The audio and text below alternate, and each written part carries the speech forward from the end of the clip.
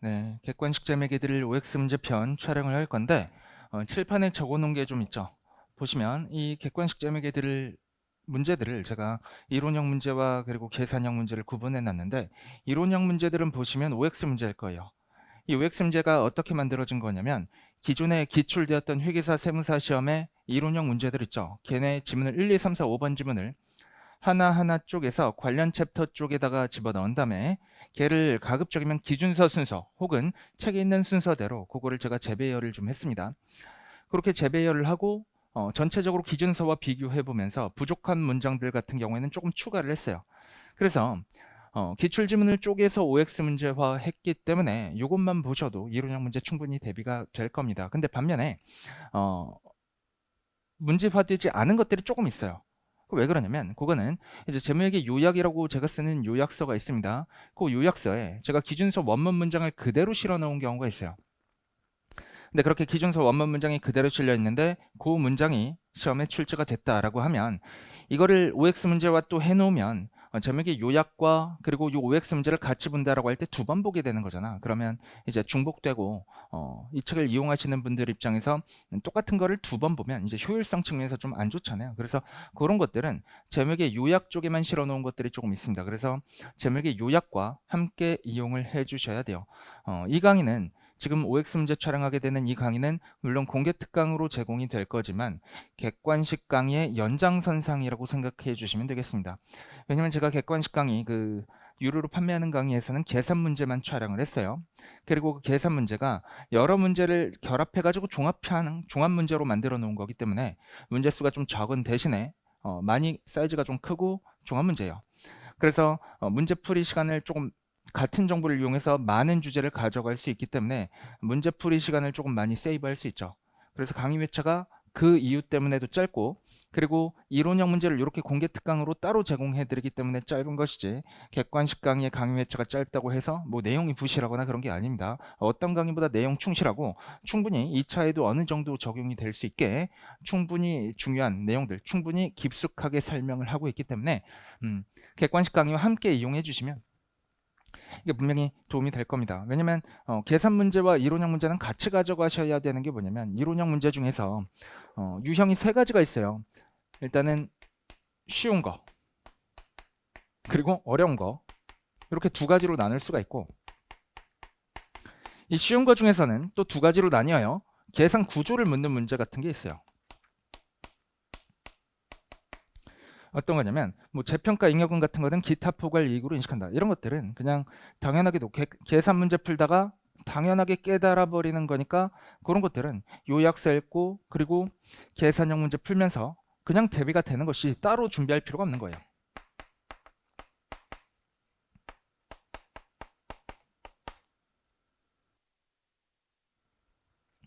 자, 그리고 계산 구조 묻는 문제 말고 기초 이론형 문제 있죠. 진짜 말 문제를 위한 문제들 중에서 기초적인 것들, 이런 것들은 준비를 좀 해주셔야 됩니다. 이런 건 맞추고 넘어가야 돼요. 반면에 말 문제 중에서 진짜 어려운 것들이 있어요. 지엽적인 이론형 문제,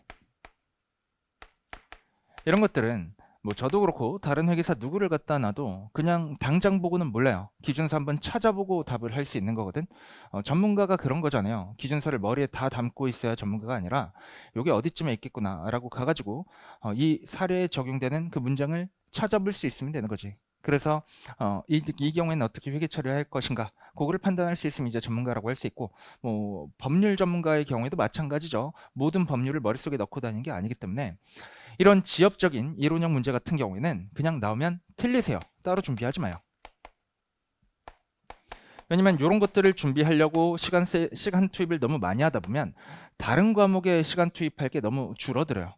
그래서 우리가 애초에 100점을 맞고자 하는 시험이 아니기 때문에 요것만 준비를 해주시면 됩니다. 이론형 문제는 요것만 준비를 해주시면 되고, 이런 기초 이론형 문제 준비해서 맞추고, 계산 구조를 물어보는 이런 문제, 이 계산 문제 공부하면서 저절로 터득해서 맞추고, 그 다음에 객관식 드릴 책에 있는 그 계산형 문제들 있죠. 그 종합 문제들 많이 풀어가지고 숙달하시면 계산 문제 중에서 한 95% 정도는 충분히 맞추실 수가 있습니다. 그래가지고 객관식 재무회계 틀과 재무회계 요약을 같이 가져간다라고 할 때 저는 이제 장담을 하는데 1차 재무회계에서 150점 만점이죠. 회계하기 150점 만점이죠. 1차 재무회계 그 중에서 35문제 출제가 됩니다. 35문제 105점치가 출제되는데 그 중에서 문제 한 두세 개 정도 제외하고는 모두 다 맞출 수 있을 것이라고 자부합니다. 커버리지 충분하고 깊이도 충분합니다. 아시겠죠? 그래서 계산 문제와 이론형 문제 이렇게 따로따로 준비해 주시되 제가 지금부터 촬영하게 될 요 객관식 재무회계들 OX 문제편은 다시 한번 말씀드리지만 공개 강의로 제공이 될 거예요. 공개 강의로 제공이 될 건데 이걸 왜 공개 강의로 제공해 드리느냐? 그 계산 문제 같은 경우에는 여러분 독서실에 앉아서 아니면 스터디 카페 같은 데 앉으셔가지고 계산기 준비한 다음에 두들겨 가면서 혹은 수식 적어가면서 풀어야 되죠. 근데 이론형 문제는 그럴 필요가 없잖아요. 눈으로만 풀어도 되잖아. 특히 이렇게 지문을 한 문제의 지문 5개를 하나하나 쪼개 놓으면 결국 이론형 문제라는 게 뭐예요?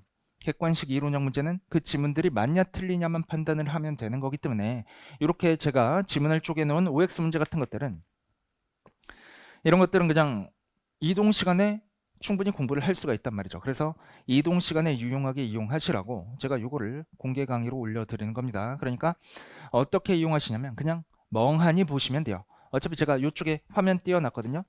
이렇게 화면 띄워놓고 같이 강의가 진행이 될 거기 때문에 책이 없으셔도 이거 보면서 그냥 따라오시면 됩니다. 알겠죠? 자, 그러면 이제 문제 본격적으로 나가보죠. 잠깐만, 본격적으로 나가기 전에 이제 챕터 1의 내용이 뭐냐면 개념체계예요. 개념체계에 관련된 기초적인 이론, 다른 이론은 제가 설명 안 드릴 건데 이 개념체계 이론은 살짝만 좀 설명을 드리고 갈게요. 자, 개념체계는 일단 이쪽에 기업이 있고 기업 외부에 주주와 채권자, 이들이 주된 정보 이용자죠. 현재 및 잠재적 주주, 대여자, 그리고 기타 채권자. 대여자, 기타 채권자를 묶어서 그냥 채권자라고 쓸게요. 이런 주요 정보 이용자, 주주와 채권자가 기업 외부에 있기 때문에 우리 재무회계의 목적은 뭐예요? 이들에게 유용한 정보를 제공하는 것이죠. 이 외부에 현재 및 잠재적 주주와 채권자는 기업에게 자금을 제공하고 이 기업은 현재 및 잠재적 주주와 채권자에게 뭘 제공하냐면 정보를 제공하죠. 정보. 투자 의사결정에 도움이 되는 그런 유용한 정보를 제공합니다. 유용한 정보.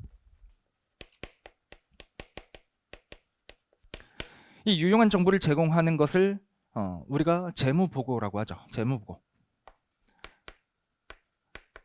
재무보고를 통해서 유용한 정보를 제공하고 그리고 이 재무보고의 주된 수단이 뭐예요? 재무제표죠.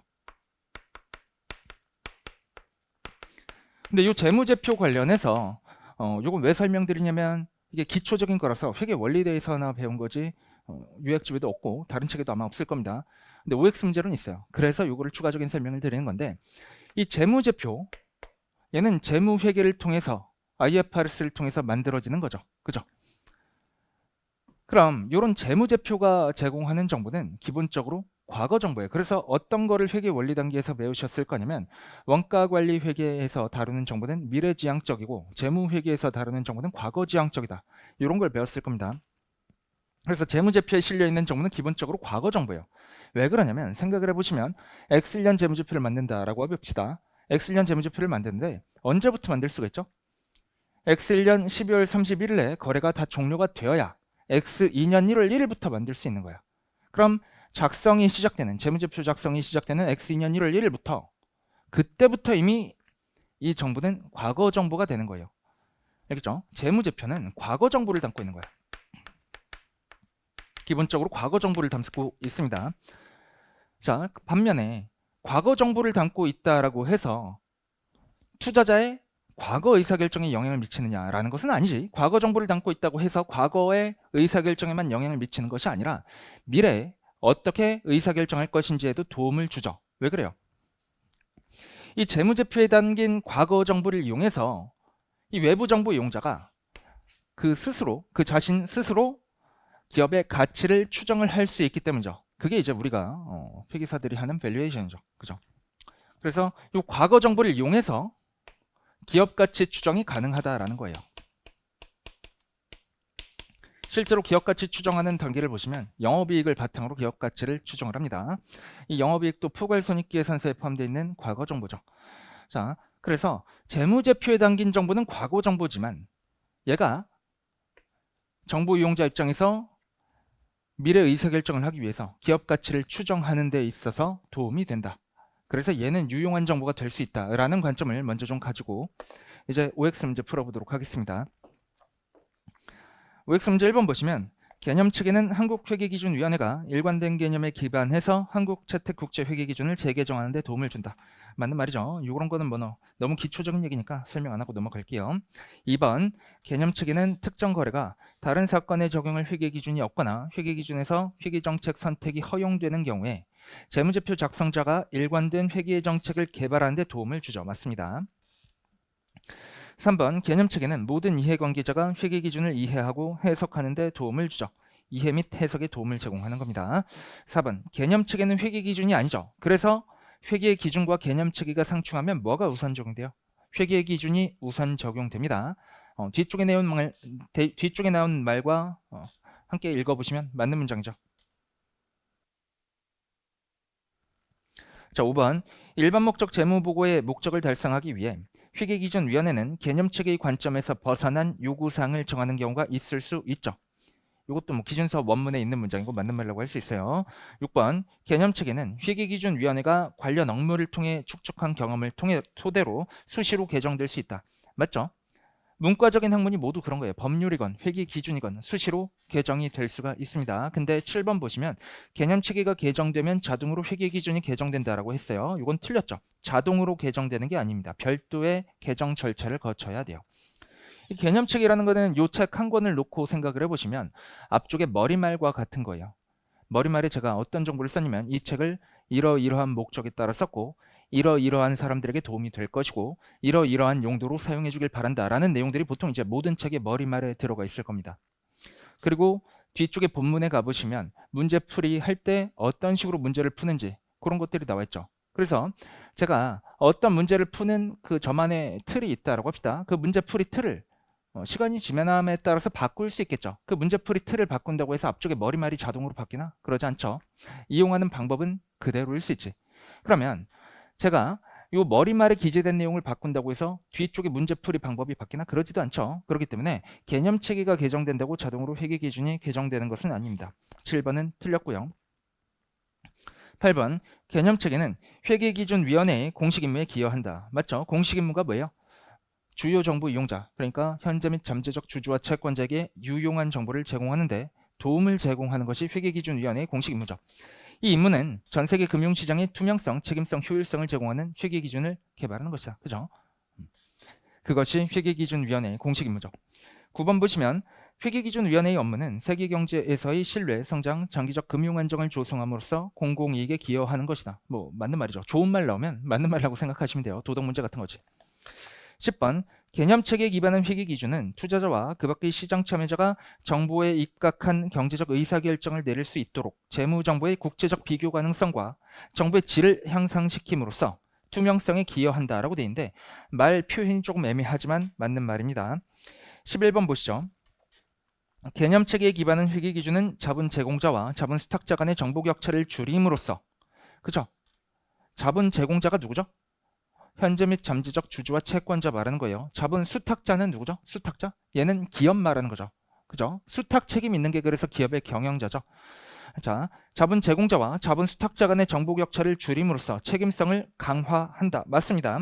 자, 이 책임성이 뭐죠? 경영진의 책임성을 말하는 거지. 경영진의 책임에는 크게 이익을 창출할 책임이 있고 재무 보고를 할 책임이 있죠. 그죠? 그 중에서 뭐를 말하는 거예요?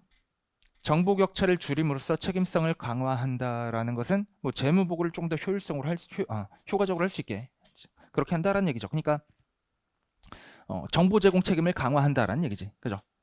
왜 그래요?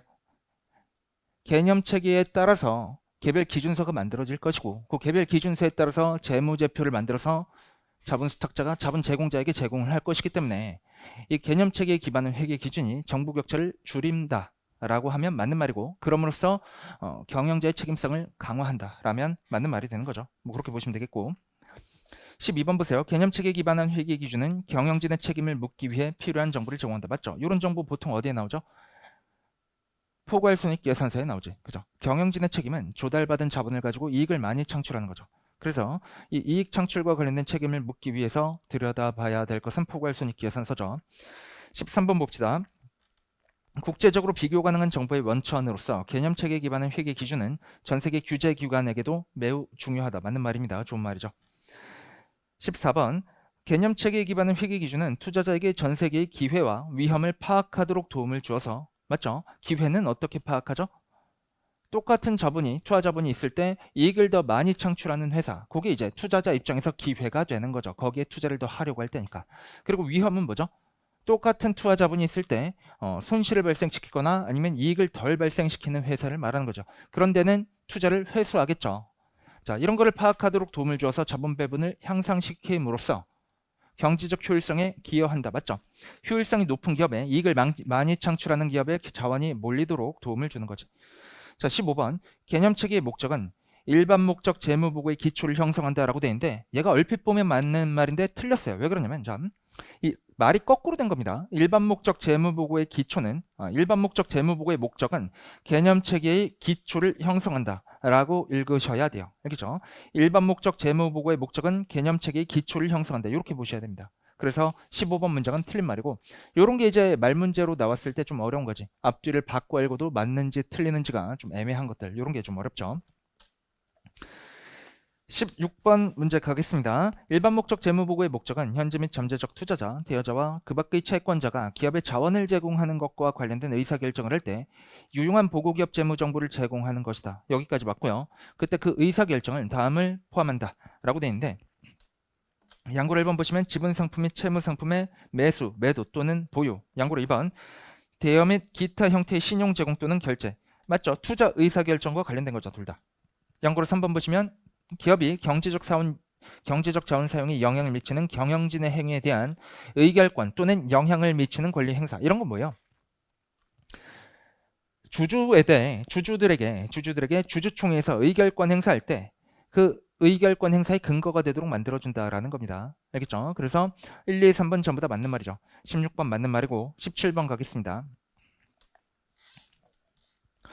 자, 현재 및 잠재적 투자자, 대여자와 그 밖의 채권자가 기업에 자원을 제공하는 것과 관련된 의사결정은 그들이 기대하는 수익, 예를 들어 배당이나 원금이나 이자의 지급 또는 시장 가격의 상승에 의존한다. 맞죠? 여러분 주식 투자나 채권 투자할 때 뭐를 생각하고 투자자들이 투자하는지를 생각해 보면 되는데 이익을 창출하기 위해서 투자하는 거죠. 그때 이익은 뭐로 구성돼요? 배당 수익이나 이자 수익으로 구성이 되고 그리고 또 한 가지 원금 회수로 구성이 되죠. 원금을 제대로 회수할 수 있어야 되고 배당 수익이나 이자 수익으로 구성이 되고 그리고 또 한 가지 더 있어요. 자산 가치의 상승이죠. 주식 가치의 상승 같은 게 또 붙어 있죠. 그런 것들에 대해서 그런 것들에 의해서 이제 투자 의사결정이 이루어지는 거죠. 그래서 17번 맞는 말이죠. 다시 한번 읽어볼게요. 현재 및 잠재적 투자자, 대여자, 그 밖의 채권자가 기업의 자원을 제공하는 것과 관련된 의사결정은 그들이 기대하는 수익, 예를 들어서 배당과 원금과 이자의 지급, 이때 지급이란 기업이 지급할지 말지를 말하는 거죠. 지급 가능성이 높아야 투자겠지. 그리고 시장 가격의 상승, 주가 상승 같은 거에 의존한다라고 돼 있으니까 맞는 말이죠. 18번 투자자, 대여자, 그 밖의 채권자의 수익에 대한 기대는 기업에 유입될 미래 순현금 유입의 금액, 시기, 불확실성 및 기업의 경제적 자원에 대한 경영진의 수탁 책임에 대한 그들의 평가에 달려있다. 여기까지 맞는 말이고 자, 현재 및 잠재적 투자자, 대여자, 그 밖의 채권자는 그러한 평가에 도움을 주는 정보를 필요로 한다. 맞죠? 근데 이런 정보를 필요로 함에도 내부 정보를 얻을 수가 없기 때문에 일반 목적 재무 보고에 의존하는 것이죠. 외부 정보 이용자들은 일반 목적 재무 보고에 의존해서 그러니까 일반 목적 재무제표에 담긴 정보에 의존해서 경제적 의사결정을 하죠. 19번 기업에 유입될 미래순현금 유입의 금액, 시기, 불확실성 및 기업의 경제적 자원에 대한 경영진의 수탁 책임에 대한 평가를 하기 위해서 현재 및 잠재적 투자자, 대여자와 그 밖의 채권자는 기업의 경제적 자원, 기업에 대한 청구권, 그리고 그러한 자원과 청구권의 변동과 기업의 경영진과 이사회가 기업의 경제적 자원의 사용에 대한 그들의 책임을 얼마나 효율적이고 효과적으로 이행했는지 여부에 대한 정보를 필요로 한다. 일단은 맞는 말인데 말이 좀 어렵죠. 자, 하나하나 좀 뜯어 볼게요. 자, 이때 경영진의 수탁 책임이라는 게 뭐라고요? 이익을 얼마나 창출했는가죠. 그죠? 그래서 처음부터 읽어보시면 기업에 유입될 미래 순현금 유입의 금액, 시기, 불확실성, 그리고 기업의 경제적 자원에 대한 경영진의 수탁 책임, 이 수탁 책임은 이익을 얼마나 창출했는가, 그거에 대한 평가를 하기 위해서 현재 및 잠재적 투자자, 그리고 대여자와 그 밖의 채권자는 기업의 경제적 자원, 이게 뭐죠? 자산 말하는 거예요. 그리고 기업에 대한 청구권, 얘는 부채와 자본 말하는 거죠. 그리고 그런 자원과 청구권의 변동, 이게 뭐예요? 재무상태표 항목의 변동을 말하는 거죠. 자산, 부채, 자본의 변동. 그리고 기업의 경영진과 이사회가 기업의 경제적 자원 사용에 대한 그들의 책임을 얼마나 효율적이고 효과적으로 이행했는지 여부에 대한 정보. 이거는 주로 포괄손익계산서에 나타난다라고 했죠. 얼마나 이익을 많이 창출했느냐, 그리고 똑같은 자원을 가지고 얼마나 효율적으로 사용해서 이익을 창출했느냐. 거기 이제 효과성, 효율성에 대한 정보잖아요. 그런 정보를 필요로 한다라고 했으니까 맞는 말이 되겠습니다. 20번 많은 현재 및 잠재적 투자자, 대여자, 그 밖의 채권자는 정보를 제공하도록 보고기업에 직접 요구할 수 없고, 맞죠? 그들이 필요로 하는 재무정보의 많은 부분을 일반 목적 재무보고서에 의존해야만 한다. 그죠? 여러분이 삼성전자 주식 투자해서 가지고 있다라고 할지라도 삼성전자의 내부 정보를 들여다볼 수는 없죠. 그래서 일반 목적 재무보고서에 의존해야 되죠. 따라서 그들이 현재 및 잠재적 투자자, 대여자, 그 밖의 채권자가 일반 목적 재무보고서의 대상이 되는 주요 이용자이다라고 하면 맞는 말이 되겠습니다. 21번 가시죠. 일반 목적 재무보고서는 현재 및 잠재적 투자자, 대여자와 그 밖의 채권자가 필요로 하는 모든 정보를 제공하지 않으며 제공할 수도 없다. 정확히 맞는 말이죠. 우리 재무제표는 모든 정보를 제공하지 않습니다. 의사결정에 도움이 되는 유용한 정보를 제공하지만 모든 정보를 제공하는 것은 아니고 중요한 정보를 제공하는 거죠. 그죠? 모든 정보를 제공하지 않고 제공할 수도 없는 거예요. 22번 보시죠. 일반 목적 재무보고서의 이용자들은 일반 경제적 상황 및 기대, 정치적 사건과 정치 풍토, 산업 및 기업의 전망과 같은 다른 원천에서 입수한 관련 정보를 고려할 필요가 있다. 맞는 말입니다. 왜냐하면 재무제표에 담긴 정보는 과거 정보이기 때문에 이 과거 정보를 이용해서 기업 가치 추정을 하려면 여기 밑줄 친 다른 원천에서 입수한 관련 정보를 함께 고려해 줘야 되는 거예요. 아시겠죠? 이게 밸류에이션의 기본이죠. 그래서 이 밸류에이션과 재무제표를 같이 놓고 보셔야 돼요. 같은 맥락에서 가는 겁니다. 이 밸류에이션이 재무제표에 별다른 게 아니에요. 별로 이제 아예 다른 게 아니에요. 같은 거예요. 같은 거. 밸류에이션의 기본은 재무제표예요. 재무제표. 23번 보시죠. 일반 목적 재무보고서는 보고기업의 가치를 보여주기 위해서 고안된 것이 아니죠. 이건 아니에요. 왜 그러냐면 일반 목적 재무보고서가 담고 있는, 그러니까 재무제표가 담고 있는 정보는 아까도 말했지만 과거 정보죠. 보고기업의 가치 그 자체를 보여주는 것이 아닙니다. 그래서 23번은 틀린 말인데 24번과 같이 읽으셔야 돼요. 일반 목적 재무보고서는 현재 및 잠재적 투자자, 대여자와 그 밖의 채권자가 보고기업의 가치를 추정하는 데 도움이 되는 정보를 제공하죠. 가치를 직접적으로 보여주는 것은 아니지만 가치를 추정하는 데 도움이 되는 정보를 제공한다라는 겁니다. 25번 각 주요 이용자의 정보 수요 및 욕구는 다르고 상충되기도 한다. 맞죠?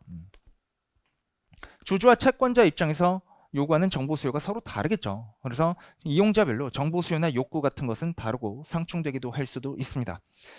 26번 공통된 정보 수요에 초점을 맞춘다는 것은 보고기업으로 하여금 주요 이용자의 특정 일부 집단에게 가장 유용한 추가 정보를 포함하지 못하게 하는 것이다. 틀렸어요. 왜 그러냐면 공통된 정보 수요에 초점을 맞춰서 기본적인 거, 공통된 정보 수요를 충족할 수 있는 그런 정보들은 필수적으로 제공을 해줘야 되는 것이고요. 그런 반면에 그거를 기본적으로 제공하고 나서 주요 이용자의 특정 일부 집단에게 가장 유용한 추가 정보를 포함할 수도 있는 거예요. 포함할 수도 있고 안 할 수도 있는 겁니다. 기본적인 정보 수요는 필수적으로 충족시켜줘야 되는 것이고 그 이후에 주요 이용자의 특정 일부 집단에게 가장 유용한 추가 정보 얘는 포함해도 되고 안 해도 되는 거예요. 아시겠죠? 그래서 26번은 틀린 말이 되겠어요.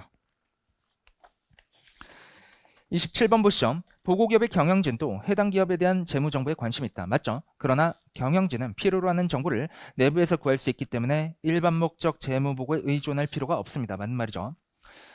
28번 그 밖의 당사자들, 예를 들어 규제기관, 그리고 투자자, 대여자와 그 밖의 채권자가 아닌 일반 대중도 일반 목적 재무보고서가 유용하다고 여길 수 있죠. 그렇더라도 일반 목적 재무보고서는 이러한 그 밖의 집단을 주요 대상으로 한 것이 아닙니다. 맞고 그렇다라고 할지라도 이제 일반 목적 재무보고서는 주주와 채권자를 위한 거예요. 현재 및 잠재적 주주와 채권자, 이들이 주요 이용자죠. 이런 주요 이용자를 대상으로 한 것입니다. 29번 가시죠. 재무보고서는 정확한 서술보다는 상당 부분 추정, 판단, 모형에 근거하죠. 여기까지 맞고 개념체계는 그 추정, 판단, 모형의 기초가 되는 개념을 정한다. 맞죠?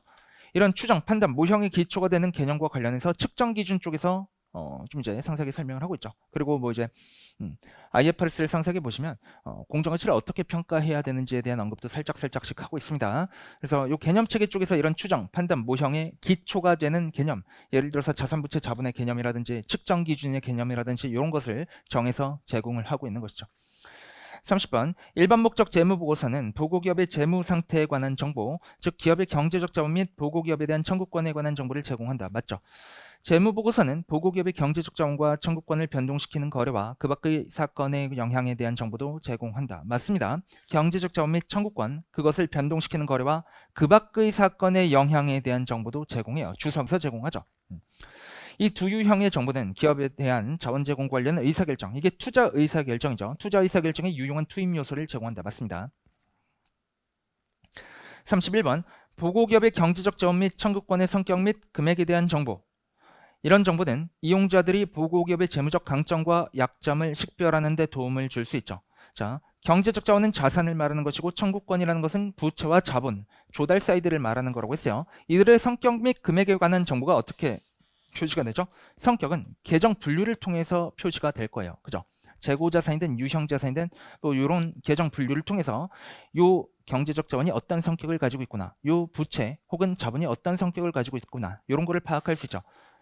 금액은 그 계정 과목의 금액을 통해서 제공이 되죠. 이런 정보는 이용자들의 보고기업의 재무적 강점과 약점을 식별하는 데 도움을 줄 수가 있죠. 강점과 약점이 뭐예요?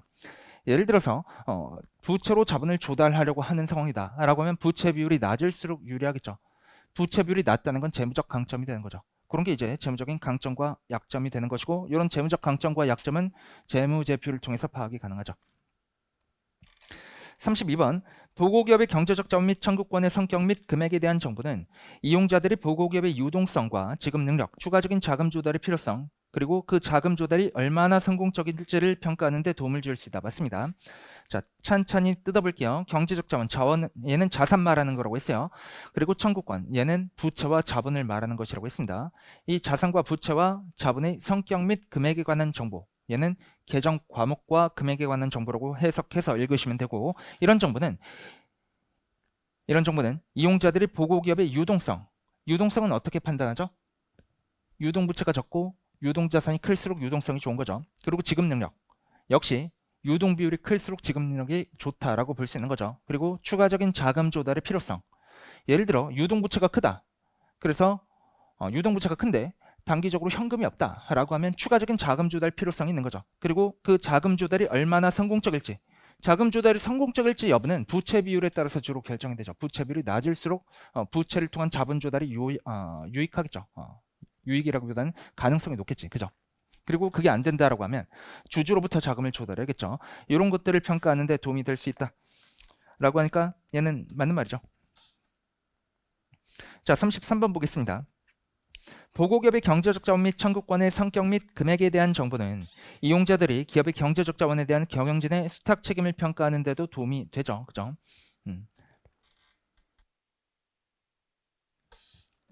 맞습니다. 일단 수탁 책임이라고 하는 것은 기본적으로 이익을 얼마나 창출했느냐인 것인데, 근데 얘가 이 경제적 자원, 청구권의 성격 및 금액에 있어서도 좀 파악이 돼요. 주어진 자원을 가지고 이익을 많이 창출했다면 일반적으로 유동자산이 크겠죠. 그지? 그래서 이런 수탁 책임을 평가하는 데도 도움이 될 수 있다라는 겁니다. 맞는 말이고, 34번 갑시다.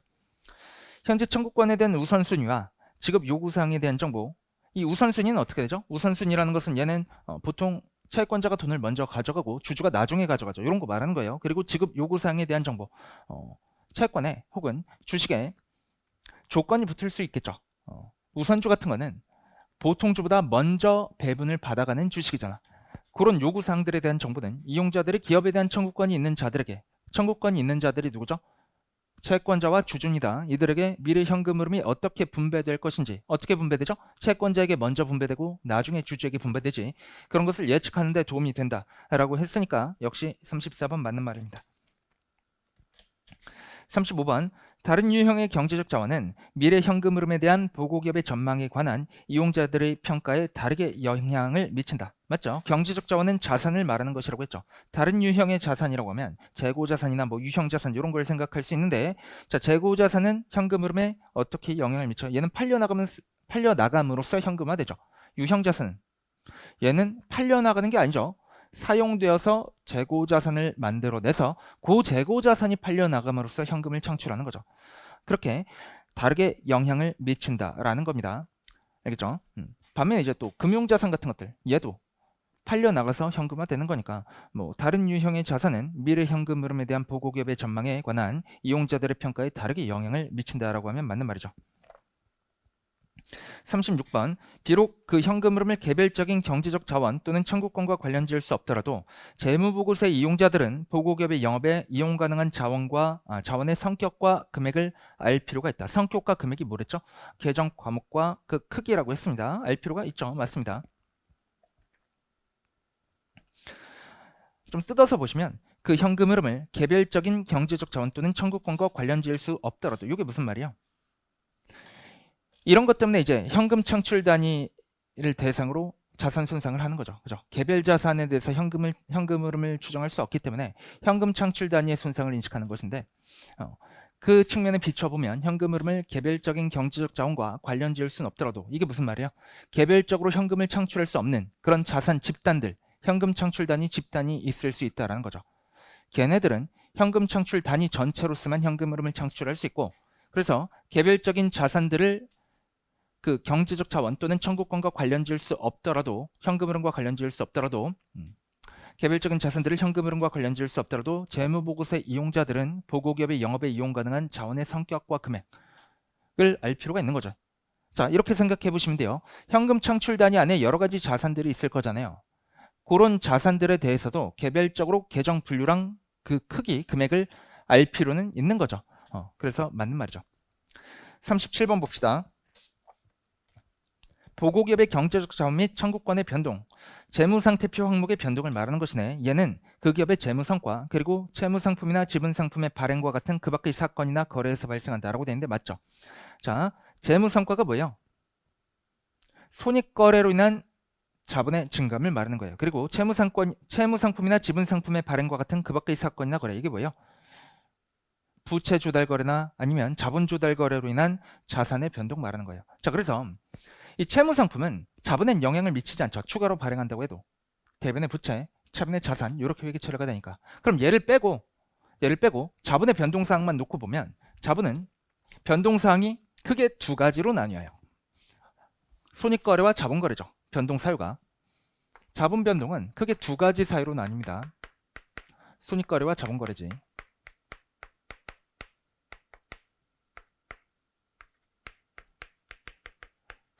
그리고 이때 이 손익거래에는 뭐가 있어요? 이 손익거래는 단기손익과 기타 포괄손익으로 구성이 되는 거죠. 손익거래로 인한 자본의 변동 중에서 단기손익이 있고 기타 포괄손익이 있는 것이고, 그리고 자본거래로 인한 자본의 변동은 그대로 그냥 자본거래로 인한 자본의 변동이죠. 주주의 거래로 인한 자본의 변동이 되겠습니다. 37번 맞고 38번 갑시다. 보고기업의 미래순현금 흐름, 미래순현금 유입액에 대한 전망과 기업의 경제적 자원에 대한 경영진의 수탁 책임을 올바르게 평가하기 위해서 정부 이용자는 기업의 재무 성과로 인한 경제적 자원 및 청구권의 변동, 이게 뭐죠? 단기손익 말하는 거예요. 단기손익과 기타 포괄손익, 재무 성과로 인한 경제적 자원 및 청구권의 변동. 경제적 자원 뭐죠? 자산, 청구권, 부채와 자본이죠. 그래서 자산, 부채, 자본의 변동 중에서 재무 성과로 인한 것이다 라고 하면 얘는 단기손익거래 말하는 거예요. 단기손익거래가 아니고 포괄손익거래, 기타 포괄손익거래도 포함하는 겁니다. 그 IFRS에서 주주와의 거래가 아니면 자본의 변동은 모두 손익거래로 봐요. 그러니까 이때 손익거래라고 할 때는 단기손익거래와 기타 포괄손익거래가 모두가 포함이 되는 겁니다. 자, 그 다음에 보시면 채무상품이나 지분상품의 발행과 같은 그 밖의 사건이나 거래로 인한 경제적 자원 및 청구권의 변동, 이거를 구별할 수 있는 능력이 필요하겠지. 뭐가 손익거래인지, 뭐가 자본거래인지, 아니면 뭐가 부채를 통한 자산 조달인지, 이런 거를 구분할 수 있어야 재무제표를 올바르게 이용할 수 있는 거죠. 맞는 말이고요.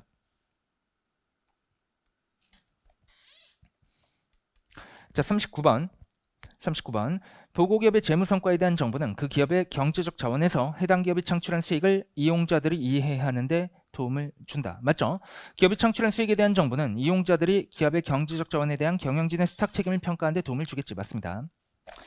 40번. 미래 현금 흐름의 불확실성을 평가하는 데 있어서 그 수익의 변동성 및 구성 요소에 대한 정보는 중요하죠. 자, 재무회계랑 재무관리를 따로 놓고 보시는 게 아니에요. 같이 가는 겁니다. 알겠죠? 그래서 보시면 변동성이라는 것은 어디에 영향을 미쳐요? 할인율에 영향을 미치지. 그지? 수익의 변동성은 할인율에 영향을 미치고 구성요소 얘는 어디에 영향을 미쳐요? 손익계산서의 영업이익에 포함될지 아니면 기타 이익에 포함될지 여기에 영향을 미치지. 그래서 이 기업 가치를 추정할 때는 기본적으로 영업이익을 할인율로 할인해 가지고 추정을 해요. 그러면 구성요소에 대한 정보는 기업 가치에 영향을 중요하게 미치겠지. 왜 그래요? 영업이익에 포함되는 손익들만 앞으로 계속 발생할 것이 예상되니까 기타 수익과 기타 비용은 뺀 영업이익만 가지고 가치평가를 해야 되니까 얘는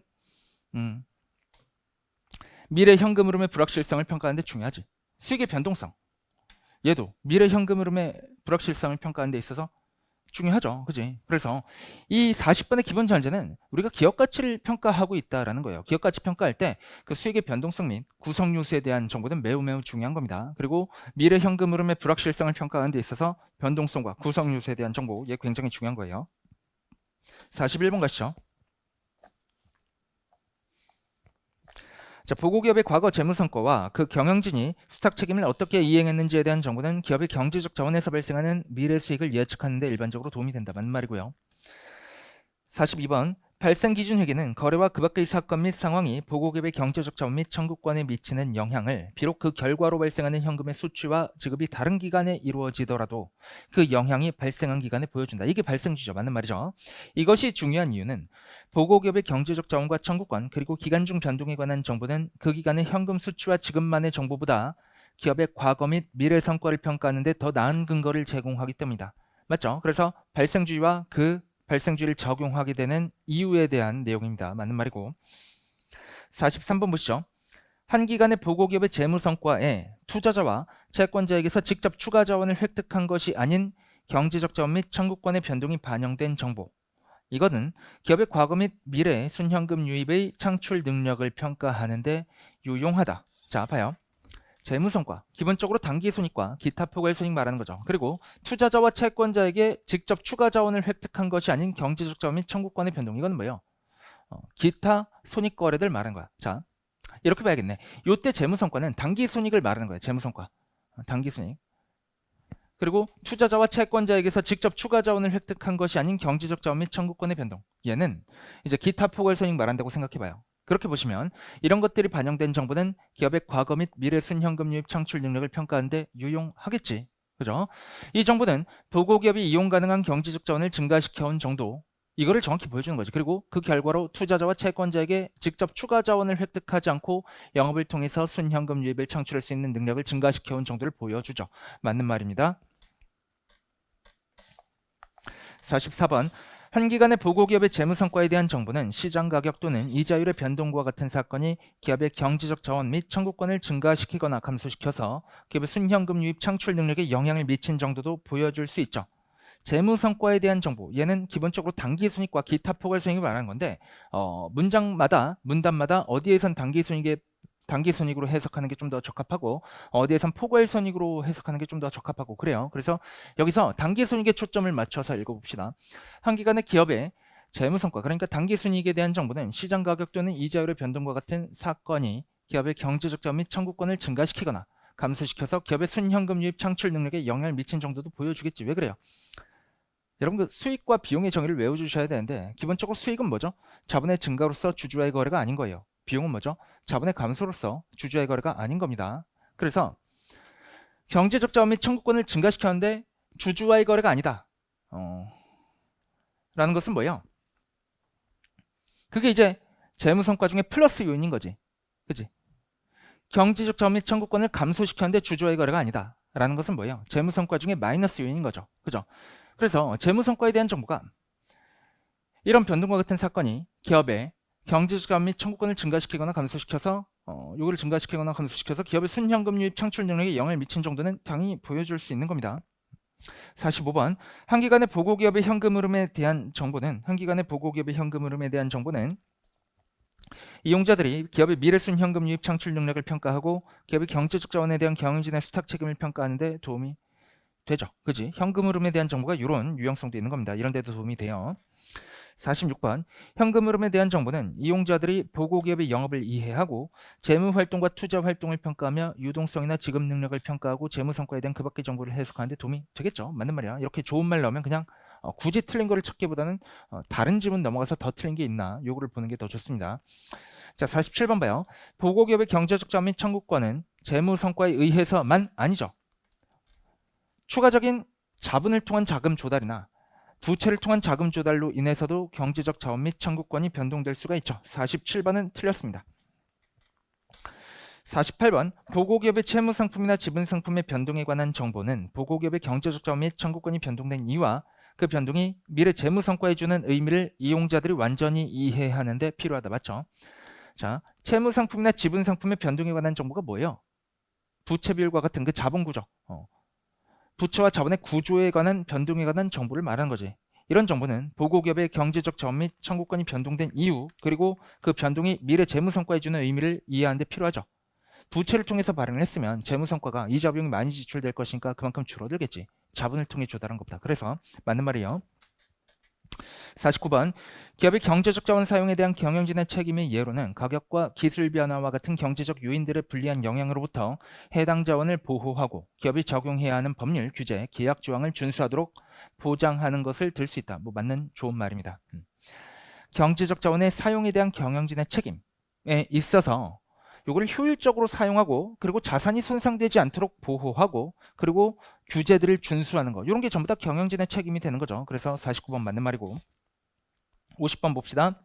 일부 재무보고서는 보고기업에 대한 경영진의 기대 및 전략과 기타 유형의 미래 전망 정보에 대한 설명 자료도 포함하고 있다. 맞는 말인데 제가 아까 그런 말 드렸죠.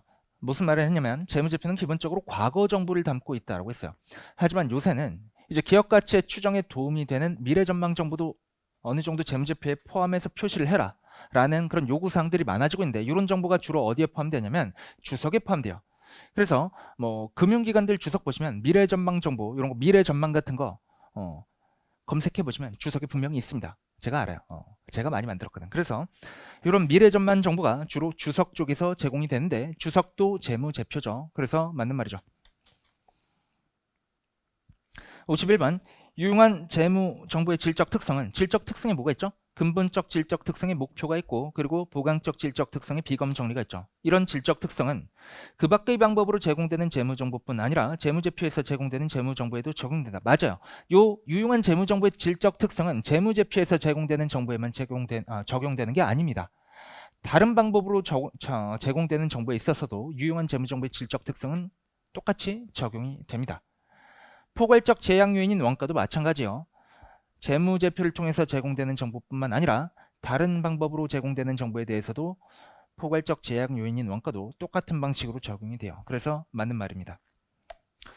이 질적 특성과 포괄적 제약 요인인 원가에 대한 거는 꼭 재무제표에서 제공되는 정보에 관련된 것만 아니고 투자자 입장에서 유용할 수 있는 모든 정보와 관련된 거예요. 알겠지?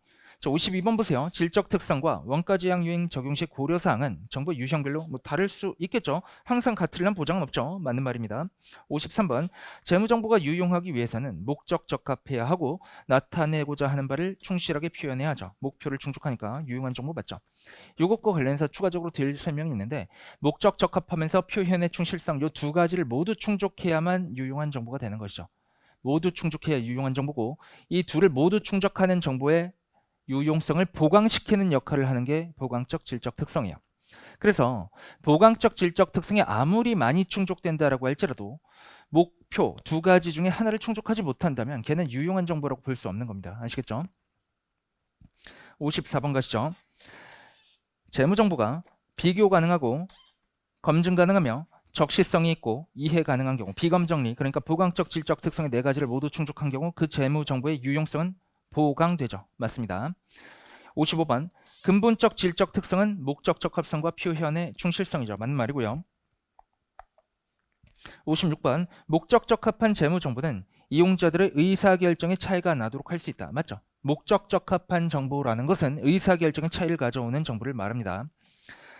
57번 정보는 일부 이용자들이 이를 이용하지 않기로 선택하거나 다른 원천을 통해서 이미 이를 알고 있다고 하더라도 의사결정에 차이가 나도록 할 수 있어요. 틀렸어요. 자, 앞에 일부 이용자란 말 있죠. 정보를 제공할 때 필수적으로 제공되는 정보는 모든 정보 이용자를 이용한 거죠. 모든 정보 이용자를 위한 거죠. 일부 정보 이용자를 위한 것이 아닙니다. 그래서 일부 이용자들이 이를 이용하지 않기로 선택하거나 아니면 다른 원천을 통해서 이미 이를 알고 있어서 일부 이용자들에게는 목적 적합한 정보가 아닐 수 있지만 다른 정보 이용자들에게는 이거는 목적 적합한 정보겠죠. 그래서 57번은 틀린 말이에요. 이를 알고 있거나 다른 원천을 통해서 알고 있거나 아니면 이용하지 않기로 하더라도 그래도 의사결정에 차이가 나도록 할 수가 있는 겁니다. 58번 재무정보의 예측가치, 확인가치 또는 이 둘 모두가 있다면 그 정보는 의사결정에 차이가 나도록 할 수 있다. 맞는 말이죠.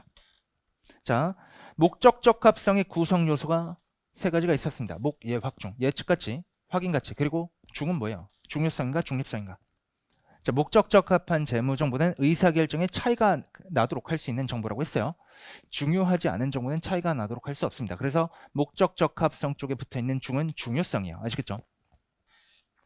59번 이용자들이 미래 결과를 예측하기 위해 사용되는 절차의 투입 요소로 재무정보가 사용될 수 있다면 그 재무정보는 예측가치를 갖는다. 맞죠?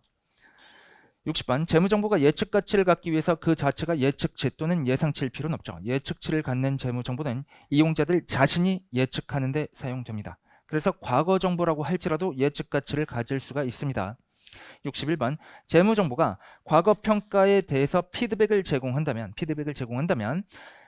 혹은 괄호 안에 보시면 과거 평가를 확인하거나 변경시킨다면 그러면 확인 가치를 갖죠. 맞죠? 62번 재무정보의 예측 가치와 확인 가치는 상호 연관되어 있죠. 그래서 예측 가치를 갖는 정보는 확인 가치를 갖는 경우가 많습니다. 63번 특정 보고기업에 대한 재무정보를 제공하는 일반 목적 재무보고서에 정보를 누락하거나 잘못 기재하거나 불분명하게 하여서 이를 기초로 내리는 주요 이용자들의 의사결정에 영향을 줄 것으로 합리적으로 예상할 수 있다면 그 정보는 중요한 것이다 라고 했어요. 그죠? 중요하지 않은 정보는 의사결정에 영향을 미칠 수가 없습니다. 예를 들어 삼성전자에서 부정으로 인한 것이 아니라 삼성전자 대표이사가 회사 공금을 현금으로 필요해서 현금으로 가지고 다니다가 한 10,000원 정도 분실했대. 그게 삼성전자 주가에 영향을 미칠까? 하나도 미치지 않겠죠. 중요하지 않은 정보니까. 그 10,000원을 삼성전자 발행 주식으로 나누면 1원도 안 될 것 같은데, 그죠? 그래서 63번 맞는 말입니다.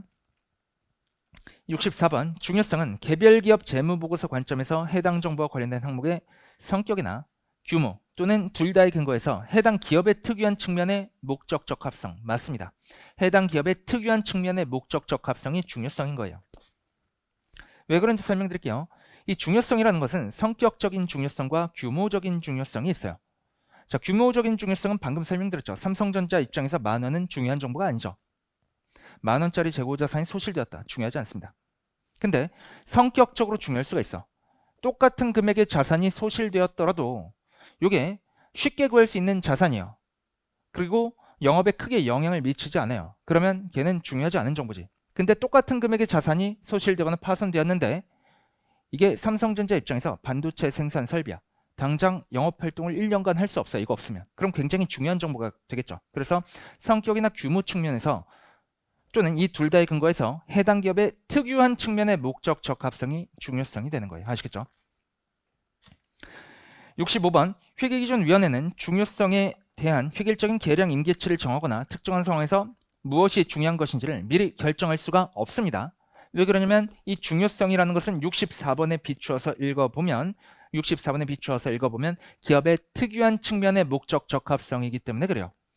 기준서를 만들 때 개별 기업을 놓고 만들진 않죠. 그래서 회계기준위원회는 기업 특유 측면을 고려하지 않기 때문에 중요성에 대한 획일적인 계량 임계치를 정하거나 특정한 상황에서 무엇이 중요한 것인지를 미리 결정해서 제공할 수가 없는 겁니다. 66번 보시죠. 재무정보가 유용하기 위해서는 목적 적합한 현상을 표현하는 것뿐 아니라 나타내고자 하는 실질을 충실하게 표현해야 되죠. 목적 적합하면서 충실한 표현을 갖춰야 유용한 정보가 될 수 있는 거죠. 67번 많은 경우에 경제적 현상의 실질과 그 법적 형식은 같죠. 하지만 다른 경우도 있을 수 있겠죠. 근데 원칙적으로 맞는 말이죠. 68번 경제적 현상의 실질과 법적 형식이 같지 않다면 우리 회계는 실질 우선의 원칙에 따라서 경제적 현상의 실질을 더 반영할 수 있도록 회계 처리하죠. 그래서 보시면 법적 형식에 따른 정보만 제공해서는 경제적 현상을 충실하게 표현할 수 없다. 맞는 말이죠. 69번 완벽한 표현 충실성을 위해서는 서술에 세 가지의 특성이 있어야 할 것이다. 서술은 완전하고 중요하며 오류가 없어야 할 것이다. 이게 뭐죠? 표현의 충실성의 세 가지 구성 요소죠. 그죠? 표현의 충실성을 충족하기 위해서는 완중오를 충족해야 되는데 이때 중은 중요성이 아니라 중립성이에요. 표현이 충실하려면 그러면 중립적인 정보를 제공해 줘야 되는 겁니다. 이때 중립적이라는 것은 편의가 없다라는 거죠. 물론 완벽은 이루기 매우 어렵다. 회계기준위원회의 목적은 가능한 한 이러한 특성을 극대화하는 것이다. 맞는 말입니다. 70번 보시죠. 완전한 서술은 필요한 기술과 설명을 포함해서 이용자가 서술되는 현상을 이해하는 데 필요한 모든 정보를 포함하는 것이다. 맞는 말이요. 모든 정보를 포함하는 것이 완전한 서술이 되겠습니다. 하지만 이렇다고 할지라도 완벽한 정보를 요구하는 건 아니에요. 완전하다라는 표현이 여기서 이게 완전한 서술이라는 게 완벽한 정보를 요구하는 건 아니에요. 알겠지? 뭔가를 누락하지 말라는 얘기지. 자, 71번 보세요. 1항목의 경우 완전한 서술은 항목의 질과 성격, 그 항목의 질과 성격에 영향을 줄 수 있는 요인과 상황, 그리고 수량적 서술을 결정하는 데 사용된 절차에 대한 유의적인 사실에 대한 설명을 수반할 수도 있다. 맞고 이러한 설명은 주석에서 제공이 되죠. 그래서 완전한 서술의 사례를 들자면 예를 들어서 뭐 재고자산이 여러 가지 종류가 있고 그게 총 재고자산 금액 합계가 100만 원이라고 합시다. 재무제표 본문에 그러니까 재무상태표에는 재고자산 그냥 100만 원이라고 표시가 될 거예요. 근데 주석 쪽에 가서 그 항목의 질과 성격과 그리고 요인과 상황, 수량적 서술 이런 것들을 다 기술해 주는 거지. 어떤 자산은 몇 개 있고 단위당 얼마고 어떤 자산은 몇 개 있고 단위당 얼마고 그리고 요 자산은 앞으로 몇 년간 사용되지 않으면 뭐 진부해야 될 가능성이 있고 이런 정보들 전부 다 주석 쪽에 포함됩니다. 물론 이렇게 자세하게 이 정도로 자세하게 제공되지는 않지만 러프하게 적용이 되지만 그렇다고 할지라도 뭐 맞는 말이죠. 72번 봐요. 중립적 서술은 재무정보의 선택이나 표시에 편의가 없는 것이다. 맞는 말이고 중립적 서술은 이용자들이 재무정보를 유리하게 또는 불리하게 받아들일 가능성을 높이기 위해서 편파적이 되거나 편중되거나 강조되거나 경시되거나 그 밖의 방식으로 조작되지 않는다. 맞는 말이고요. 좋은 말이죠. 도덕적인 말이지. 73번 중립적 정보는 목적이 없거나 행동에 대한 영향력이 없는 정보를 의미하지는 않는다. 맞는 말이에요. 기준서 원문상 맞는 말이고 그리고 뒤에 읽어보시면 오히려 목적적 합한 정보는 재무정보는 정의상 이용자들의 의사결정에 차이가 나도록 할 수 있는 정보이다. 맞는 말이야. 이게 조금 헷갈릴 수 있는데 왜 그러냐면 자 중립적 정보 이때 중립성은 어디와 관련된 거죠? 표현의 충실성과 관련된 거지. 근데 뒤쪽에서 목적적 합성에 대한 얘기를 하고 있기 때문에 앞뒤가 배치돼서 틀린 말이다라고 생각하실 수 있는데 그렇지 않습니다. 앞뒤가 배치되긴 하지만 기준서 원문상 있는 그대로의 표현이에요. 맞는 말이에요. 알겠죠? 74번 중립성은 신중을 기함으로써 뒷받침된다. 신중성은 불확실한 상황에서 판단할 때 주의를 기울이는 것이다. 맞고요. 신중을 기한다는 것은 자산과 수익이 과대평가되지 않고 부채와 비용이 과소평가되지 않는 것을 의미한다. 일반적으로 여기까지만 생각할 텐데 그 뒤에까지 읽으셔야 돼요. 마찬가지로 신중을 기한다는 것은 자산이나 수익의 과소평가나 부채나 비용의 과대평가를 허용하지 않습니다. 자, 앞문장만 보시면 이게 의미하는 게 뭐죠? 자산이나 수익이 과대평가되지 않고 부채나 비용이 과소평가되지 않게 하는 게 이게 보수주의죠. 근데 이 보수주의는 개념책의 목적이나 아니면 개념책의 요구사항이 아니에요. 보수주의는 그냥 회계 이론적인 것이지 개념책에서 요구하고 있지 않습니다.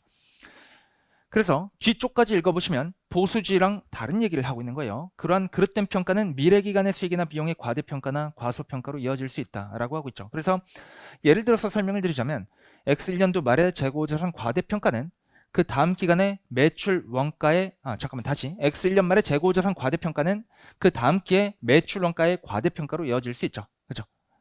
그 다음 기 입장에서는 기초 재고가 큰 거니까 그 다음 기 말에 기말 재고 자산이 일정하고 나머지가 다 일정하다라고 하면 매출 원가는 그 다음 기에 더 많이 계산이 되겠지. 그죠? 그래서 74번 맞는 말이고요. 75번 신중을 기한한다는 것이 비대칭의 필요성. 예를 들어서 자산이나 수익을 인식하기 위해서는 부채나 비용을 인식할 때보다 더욱 설득력 있는 증거가 뒷받침되어야 한다는 구조적인 필요성. 이런 게 보수주의죠. 이런 것을 내포하는 것은 아니다 라고 하고 있어요. 그래서 개념책에서 보수주의를 요구하고 있지는 않습니다. 그리고 그러한 비대칭은 유용한 재무정보의 질적 특성이 아니다 라고 하고 있어요. 보수주의는 유용한 재무정보의 질적 특성이 아닙니다. 76번 나타내고자 하는 바를 충실하게 표현하는 가장 목적 적합한 정보를 선택하려는 결정의 결과가 비대칭성이라면 특정 회계 기준에서는 비대칭적인 요구사항을 포함할 수 있어요. 이 대표적인 게 재고자산 기준서에 있는 저가법이죠. 저가법은 왜 비대칭적이죠? 평가증은 인식하지 않지만 평가감은 인식하니까 얘는 비대칭적이지. 그래서 나타내고자 하는 바를 충실하게 표현하는 가장 목적 적합한 정보를 선택하려는 결정의 결과가 비대칭성이라면 특정 회계 기준, 예를 들면 재고자산 기준서와 같은 데에서 비대칭적인 요구사항을 포함할 수 있는 겁니다. 77번 충실한 표현은 모든 면에서 정확한 것을 의미하진 않아요. 우리 회계는 정확성 관점에서 회계 처리하는 게 아니라 중요성 관점에서 회계 처리하는 거죠. 중요하지 않은 차이는 없다라고 보시는 거예요. 왜냐면 완벽하게 재무제표를 만들려면 회사가 1년 내내 재무제표만 만들고 있어야 되기 때문에 그건 이제 주주와 채권자의 목적과도 배치되는 거지. 이익을 창출하는 게 기업의 목적이지 재무보고가 기업의 목적이 아닙니다. 78번 오류가 없다는 것은 현상의 기술에 오류나 누락이 없고 보고 정보를 생산하는 데 사용되는 절차의 선택과 적용 시 절차상 오류가 없음을 의미하는 거예요. 맞아요. 79번 오류가 없다는 것은 모든 면에서 완벽하게 정확하다는 것을 의미하진 않습니다. 80번 관측 가능하지 않은 가격이나 가치의 추정치는 정확한지 또는 부정확한지 결정할 수가 없습니다. 맞죠? 이게 관측 가능하지 않은 가격이나 가치의 추정치, 요거 대표적인 사례가 뭐냐면 공정가치예요. 공정가치가 두 종류가 있죠. 관측 가능한 공정가치와 관측 불가능한 공정가치가 있습니다. 관측 가능한 공정가치는 상장기업의 공정가치 말하는 거야. 상장 주식의 공정가치. 상장 기업이라기보다는 상장 주식의 공정가치. 상장 주식의 공정가치는 주식 어플 키면 X년 말에 주가 바로 확인할 수 있죠. X년 말의 종가가 그게 X년도 말에 해당 자산의 공정가치가 되는 것이죠. 반면에 관측 가능하지 않은 공정가치라는 건 뭐예요? 비상장 기업의 공정가치가 대표적 사례인데 이렇게 관측 가능하지 않은 공정가치는 추정을 하죠. 미래 현금 흐름을 할인하는 방식으로 추정을 해서 재무제표에 인식을 하게 됩니다. 그런 측면에서 읽어봐요. 자, 관측 가능하지 않은 가격이나 가치의 추정치는 정확한지 또는 부정확한지 결정할 수가 없지. 추정해서 써놨는데 그게 정확하다, 부정확하다 라고 미리부터 말을 할 수가 없는 노릇이죠. 그러나 추정치로서의 금액을 명확하고 정확하게 기술하고 추정 절차의 성격과 한계를 설명하며 그 추정치를 도출하기 위한 적절한 절차를 선택하고 적용하는데 오류가 없다면 그 추정치의 표현은 충실하다고 할 수 있어요. 그리고 이런 두 번째 문장에 있는 정보들은 보통 주석에서 제공돼요. 특히 이제 금융투자 회사들의 주석에서 4번이나 5번 주석 가보시면 이런 공정가치 평가에 사용된 가정과 관련된 그런 내용들이 주석에 포함되어 있습니다. 다트에 들어가서 보시면 알 건데 이거 뭐 저같이 이제 금융회사 감사 많이 했고 좀 이제 회계감사 많이 해본 사람들, 주석 많이 본 사람들이나 알고 있는 거지. 뭐 보통 이제 모르죠. 몇 번 주석이 있고 이런지. 그죠? 그래서 자 다시 한번 읽어볼게요. 추정치로서의 금액을 명확하고 정확하게 기술하고 이거 뭐예요? 명확하고 정확하게 재무제표 본문의 단일 금액으로서 기재하라는 거예요. 그리고 추정 절차의 성격과 한계를 설명하며 이런 게 어디에 들어가냐면 4번이나 5번 주석에 들어간다라고 했습니다. 그래서 거기에 어떤 내용이 포함되어 있냐면 우리는 이 자산의 가치를 평가하기 위해서 이러이러한 방법을 사용했습니다. 이런 게 들어가. 어떤 가치평가 방법을 이용해서 자산 가치를 평가했는지 그게 들어가고 이 한계에 대한 설명은 당연히 들어갑니다. 불확실할 수도 있다. 이렇게 밑에 주석에 조그맣게 있어요. 그렇게 들어가고 그 추정치를 도출하기 위한 적절한 절차를 선택하고 이건 뭐냐면 그 어떤 자산 혹은 부채의 공정가치를 평가할 때 IFRS를 좀 상세하게 보시면 거기에서 이제 공정가치 이런 자산의 공정가치를 평가할 때는 이런 방법이 적절할 것이다. 이렇게 해석서 쪽까지 보시면 그렇게 설명을 하고 있는 부분이 있어요. 평가 모델과 관련된 얘기야. 예를 들어서 여러분 재무관리에서 배우시는 CAPM을 보통 이제 많이 쓰는데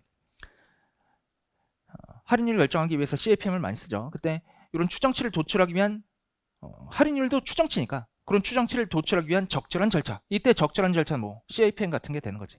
그런 아니면은 자산 가치를 평가하기 위한 적절한 절차는 뭐 할인율 적절하게 투입하고 그리고 현금 흐름을 적절하게 투입한다라고 할지라도 그 자산을 평가하기 위한 적절한 모형이 있잖아요. 그죠?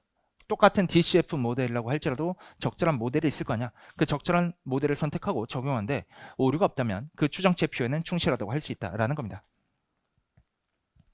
81번 재무보고서의 화폐 금액을 직접 관측할 수 없어서 추정해야만 하는 경우에는 측정 불확실성이 발생하죠. 추정할 때는 측정 불확실성이 항상 발생을 합니다.